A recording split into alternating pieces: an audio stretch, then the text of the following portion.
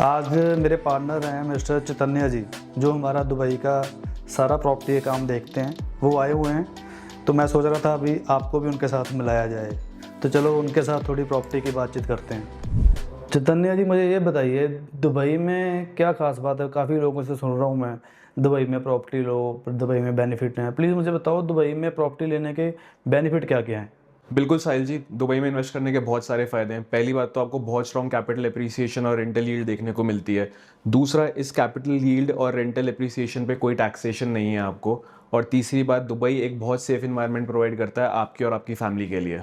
चैतन्य जी, मुझे एक और बात बताइए। अभी अगर कोई भी मैं पैसा लगाऊं वहाँ पे, तो मेरा पैसा वो सिक्योर है? बिल्कुल साहिल जी, जो आप भी पेमेंट्स भेज रहे हैं क्लाइंट्स, वो बिल्कुल सेफ़ हैं, क्योंकि सारी पेमेंट्स जो होती हैं क्लाइंट की वो एस्क्रो अकाउंट में जाती हैं डायरेक्टली, और वो एस्क्रो अकाउंट गवर्नमेंट के साथ लिंक्ड होता है और डेवलपर को कंस्ट्रक्शन लिंक पेमेंट प्लान के हिसाब से ही रिलीज़ होती हैं। सर, मैं यहाँ पे जो हम काम करते हैं, जैसे प्रॉपर्टी का काम यहाँ पे जितना भी करते हैं, तो बिल्डर ना ऑन टाइम हमें पोजेसन नहीं देता। तो वहाँ पे पोजेसन ऑन टाइम मिल जाती है? बिल्कुल, दुबई में पोज़ेशन बिल्कुल ऑन टाइम मिलती है, क्योंकि डेवलपर को सारे पैसे लैंड के कंस्ट्रक्शन शुरू होने से पहले ही जी। देने पड़ते हैं गवर्नमेंट को। और दूसरी बात, एस्क्रो अकाउंट में डेवलपर को हर टाइम 20% डिपॉजिट रखे रखना पड़ता है। और वहाँ पे चैतन्य जी, मुझे बात एक क्लियर करो भाई। मान लो आज मैंने प्रॉपर्टी ले ली वहाँ पे, तो लॉन्च से लेके पोजेसन तक उसकी एप्रिसिएशन कितनी हो सकती है?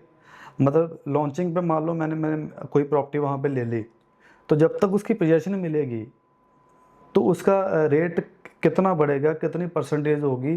तो वो क्या मतलब उसमें रहता है? प्लीज़ मुझे थोड़ा क्लियर करके दो। लॉन्च से लेके हैंडओवर तक प्रॉपर्टी दुबई में 30% तक एप्रिशिएट हो जाती है, और रेंटल्स भी बहुत ज़्यादा स्ट्रॉन्ग है, जो 8 से 10% तक है, कंपेयर टू इंडिया जहाँ पे सिर्फ 2 या 3% तक ही आपको रेंटल इनकम मिलती है।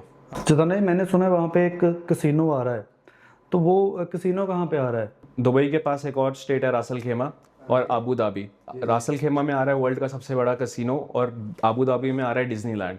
ये दोनों चीज़ें कंबाइंड 2027 से 2030 तक दुबई की पॉपुलेशन को भी और टूरिज्म को भी बहुत ज़्यादा बूस्ट देंगी। ठीक है, फिर तो बहुत अच्छा हो जाएगा ये। फिर टूरिस्ट और बढ़ेगा वहाँ पे। बिल्कुल बिल्कुल। मतलब ज़्यादातर इन्वेस्टमेंट वहाँ पे कौन कर रहा है? मतलब किस कैटेगरी के लोग जहाँ पे ज़्यादा इन्वेस्टमेंट कर रहे हैं? ऑल वर्ल्ड से हो रहे हैं, पंजाब से हो रहे हैं, सॉरी इंडिया से हो रहे हैं, जहाँ चाइना वाले कर रहे हैं? मतलब ज़्यादातर वहाँ पे इन्वेस्टमेंट कहाँ से आ रही है? दुबई में वैसे साहिल जी ग्लोबल इन्वेस्टर हैं, बट अगर आप नंबर वाइज देखें तो इंडियन इन्वेस्टर सबसे ज़्यादा है दुबई में पिछले 4 साल से। दुबई का एजेंडा ये है कि 2040 तक उन्होंने अपनी पॉपुलेशन को करना है डबल। उस वजह से जब आप प्रोजेक्ट खरीदते हो कंस्ट्रक्शन स्टेज पे और हैंड ओवर तक, आप डबल तक की अप्रिसिएशन एक्सपेक्ट कर सकते हैं। तो दुबई इतना ऊपर जो एकदम उसका रेट बढ़े, इतनी अप्रिशिएशन हो रही है, रेंटल इनकम आप बता रहे हो इतनी ज़बरदस्त है। हाँ जी, 2-3 सालों में रेट डबल होएगा, प्लस आप कह रहे हो भी इसमें अगले 2-2.5 साल में उन्होंने 6 मिलियन लोग और वहाँ पे लेके आने हैं। तो जो आज प्रॉपर्टी लेगा वो 3 साल बाद उसके डबल है। दुबई में साहिल जी नॉन रेजिडेंट्स को भी लोन मिल जाता है, 60% तक लोन मिल जाता है उनको, नॉन रेजिडेंट्स को property ready to move in property के ऊपर। तो थैंक यू वेरी मच, बस यही क्लियर करना था।